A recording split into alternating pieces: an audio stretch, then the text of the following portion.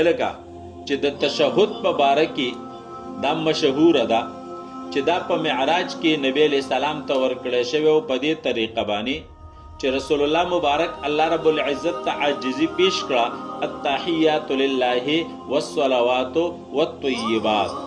نو چې کله رسول الله مبارک د عاجزي پیش کړه نو د الله رب العزت د طرف نه جواب رالی، السلام علیک ایها النبی ورحمت الله وبرکاته.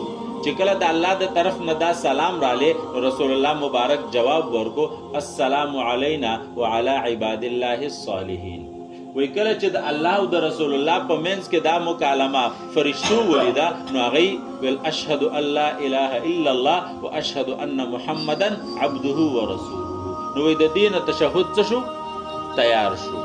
دا مشهور دی، بعضی مفسرین هم لیکلی دي او خلک یې په تقریرونو کې علماء کرام بیانوي. وګورئ د دې څه حقیقت نشته، څه سندي نشته، دا بالکل حدیث نه دی.